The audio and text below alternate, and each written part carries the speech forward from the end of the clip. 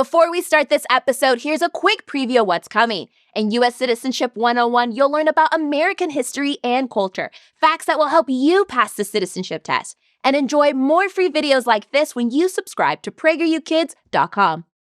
Welcome to U.S. Citizenship 101. What should every citizen know about our rights and responsibilities as Americans? Let's jump in. When we say that this or that is our right as a citizen, do you know what that really means? A right is more than just a word. It's a guaranteed freedom granted to us by God that no one, neither the government nor your neighbor, can take away. This is why our Declaration of Independence says, endowed by their Creator with certain unalienable rights. Unlike so many people in the world, American citizens have the freedom to choose our own religion, speak our mind without fear, and express ourselves in any creative way we like, as long as we don't violate anyone else's rights.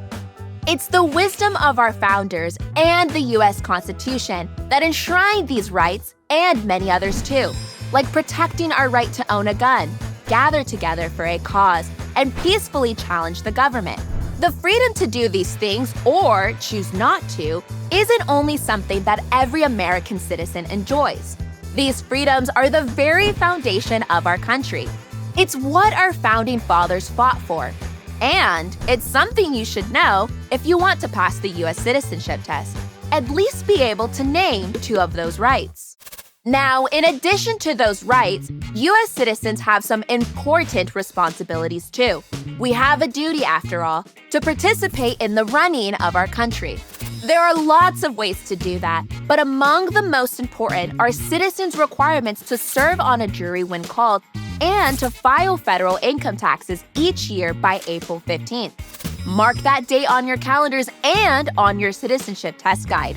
Beyond those, U.S. citizens also have additional privileges, like voting in elections and running for office if we want to. While voting isn't required, it really is the most basic way to participate in the democratic process. Speaking of voting, right now, all citizens, no matter their race or sex, have the right to vote if they are 18 years or older, but that wasn't always the case. A handful of amendments or additions to the Constitution over the years has changed who is and isn't eligible to vote in America. Something else you might get asked about on the citizenship test. Even after slavery was abolished in 1865, some people, such as Black Americans, were denied the right to vote. The 15th Amendment was ratified in 1870 to ensure that no one could be denied the vote because of their race.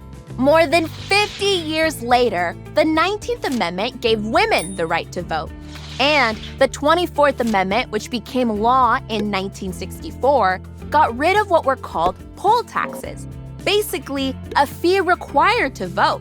The elimination of the poll tax made sure that no one had to pay in order to cast their vote. Another expansion of representative democracy in keeping with the spirit of our founding. It wasn't until the 26th Amendment of 1971 that the minimum age to vote was reduced from 21 years to 18, as it is now, including elections for the president. Turning 18 means something else for American males, too. Almost all male U.S. citizens and male immigrants who are 18 through 25 are required to register for the Selective Service as a sign of their willingness to support the nation in times of conflict. That means service in the armed forces under conscription if called upon by Uncle Sam. People who aren't born but become U.S. citizens go one step further, taking an oath to the country that's more than just a formality. They actually have to pledge to put aside their allegiance to other nations and commit to both obeying U.S. laws and defending the Constitution. It's a promise to be loyal to this great nation and to serve it if needed. So is the vow we take whenever we pledge allegiance to the flag and to the republic for which it stands. That's every citizen's way of demonstrating commitment to the United States, its people, and its principles, one nation, under God, indivisible, with liberty and justice for all. Of course, being an American is about more than just a list of rights and duties. It's about being part of a dynamic, ever-evolving representative democracy. Whether you're casting a vote, joining a political party, supporting local campaigns, contacting elected officials, running for office yourself, or simply speaking up about issues that matter, every citizen's actions fuels the spirit of our nation. So, what did we learn in test prep today about the rights and responsibility of U.S. citizens? A right is a guaranteed freedom granted by God that no one, not even the government, can take away. The U.S. Constitution protects key rights like freedom of religion, speech, expression, assembly, petition, and the right to bear arms. With these rights comes responsibility. For example, U.S. citizens must serve on a jury when called and file federal income taxes by April 15th. Citizens also have privileges, including voting and running for office. Voting rights have evolved through amendments, expanding eligibility beyond white males to include women, minorities, and citizens 18 and older.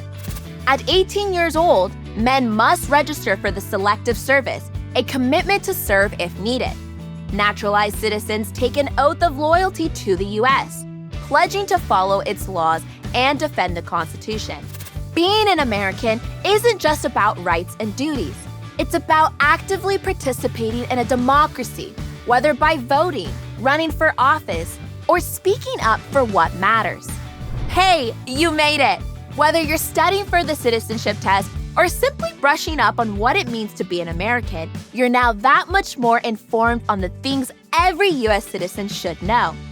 I'm Selena Lewis for PragerU. Can you pass the U.S. citizenship test? Find out now at PragerU.com or click the link below to test your knowledge.